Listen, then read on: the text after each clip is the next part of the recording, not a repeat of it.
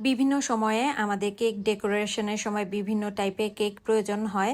কখনো বা sponge cake, কখনো বা ময়েস্ট কেক। ময়েস্ট কেকটা অলওয়েজই খুব ভালো, কারণ এর মধ্যে সুগার সিরাপ ব্যবহার করা লাগে না। এটা এমনিতেই একটু সফট থাকে, তাই এই কেকটা কিন্তু ডেকোরেশনের ক্ষেত্রে খুবই ভালো। তো আমি আজকে খুব সহজেই আপনাদেরকে এই ময়েস্ট কেকের রেসিপিটা শেয়ার করব। আশা করি আজকের এই রেসিপিটি ভালো লাগবে। আসসালামু আলাইকুম, আমি মেঘলাস কিচেন থেকে আজকের রেসিপি ময়েস্ট কেক নিয়ে হাজির হলাম। আশা করি আজকের রেসিপিটিও আপনাদের কাছে সহজ লাগবে, আর খুব সুন্দরভাবে কিভাবে এরকম সফট একটা কেক তৈরি করবেন তার রেসিপিটাই শেয়ার করছি। প্রথমে একটা মিক্সিং বোলের মধ্যে আমি 4টা ডিম রুম টেম্পারেচারে থাকা নিয়ে নিচ্ছি।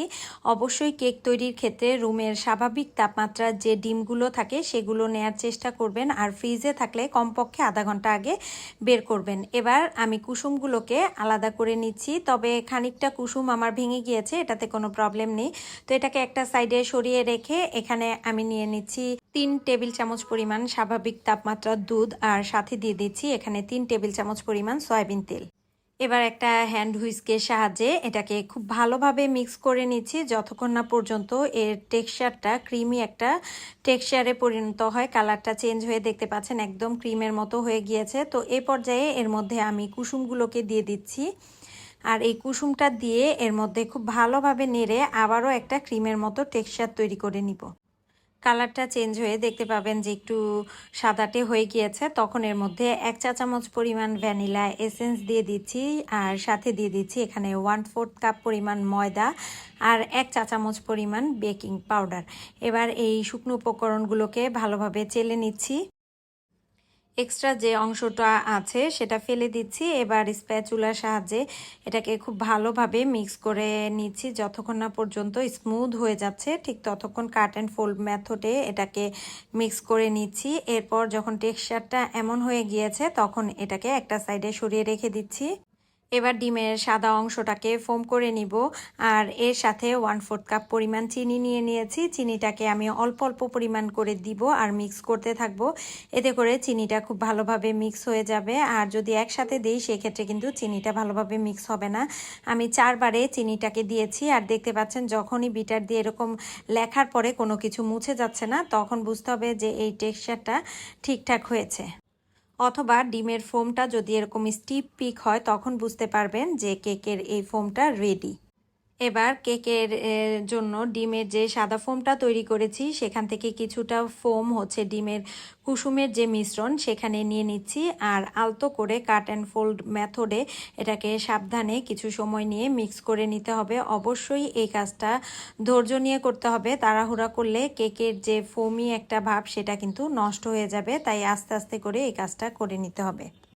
যখনই মিশ্রণটা খুব ভালোভাবে মিক্স হয়ে যাবে তখন সম্পূর্ণ মিশ্রণটাকে আমি ডিমের সেই সাদা অংশে মিক্স করে নিব। আর এই কাজগুলো আসলে সময় সাপেক্ষ, একটু সময় নিয়ে করলেই দেখতে পাবেন যে কেকটা খুবই ফ্লাপি হয়েছে। কাট অ্যান্ড ফোল্ড যে মেথড সেই মেথডে হচ্ছে এটাকে মিক্স করতে হবে, অর্থাৎ ঘুরিয়ে জাস্ট ভেতর দিকে একবার টেনে টেনে তারপর এই মিক্সচারটাকে মিক্স করতে হবে। এরপর ঠিক এরকম স্মুথ হয়ে যাবে টেক্সচারটা, দেখতে পাচ্ছেন। আর অবশ্যই এভাবে করতে হবে, তা না হলে কিন্তু ক্রিমের যে ফোমটা সেটা নষ্ট হয়ে যাবে। তো এভাবে করে আমি সম্পূর্ণ মিশ্রণটাকে একটা মোল্ডে ঢেলে নিব। এখানে আমি 8 ইঞ্চি সাইজের একটা মোল্ড নিয়ে নিয়েছি, যেটা অ্যাডজাস্টেবল মোল্ড। আপনারা যে কোনো মোল্ডেই কিন্তু এই কেকটা বসাতে পারবেন। তো এই মোল্ডের মধ্যে আমি সম্পূর্ণ মিক্সচারটাকে খুব ভালোভাবে ঢেলে নিচ্ছি। এবার মোল্ডটাকে ভালোভাবে ট্যাপ করে নিব যাতে করে ভেতরে কোনো বাবল থাকলে সেটা চলে যায়। আর এটাকে আমি 180 ডিগ্রিতে 30 থেকে 35 মিনিটের জন্য বেক করে নিব। আপনারা চাইলে চুলায় কিন্তু এই কেকটাকে বেক করে নিতে পারবেন। তো চুলায় কিভাবে বেক করবেন তার রেসিপি আমার অন্য কেকগুলোতে আছে, সেটা চাইলে আপনারা দেখে নিতে পারেন।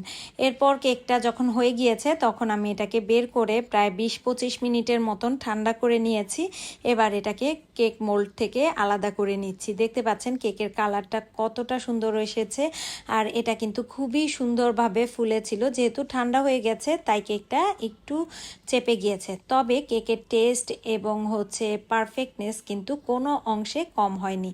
তো এবার এটাকে মোল্ড আউট করে আমি এখান থেকেও তুলে নিচ্ছি, সাথে যে বেকিং পেপারটা দিয়েছিলাম সেটাকেও তুলে নিচ্ছি। দেখতে পাচ্ছেন যে কেকের কালারটা কতটা সুন্দর এসেছে। আর কেকটা কি পরিমাণ সফট হয়েছে তাও নিশ্চয়ই আপনারা দেখে বুঝতে পারছেন যে একদম তুলার মতন নরম হয়েছে। আশা করি এই কেকটা আপনারা বাসায় তৈরি করলে অবশ্যই জানাতে ভুলবেন না আপনাদের কাছে কেমন লাগলো। আর এই কেক ডেকোরেশনের জন্য কিন্তু আপনাদের কোনো প্রকার সুগার সিরাপ ব্যবহার করার প্রয়োজন নেই। আর কেকটা এভাবেই কিন্তু আপনারা ডেকোরেশন করে নিতে পারেন।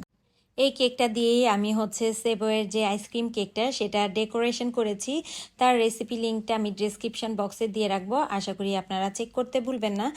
আর আপনাদের কেকগুলো কেমন হলো যদি আপনারা বানিয়ে থাকেন সেটার ছবি কিন্তু আমার কমেন্ট বক্সে শেয়ার করতে পারেন। তো আজকে এই পর্যন্তই, আপনারা সবাই ভালো থাকবেন, আমার জন্য দোয়া করবেন। আল্লাহ হাফেজ।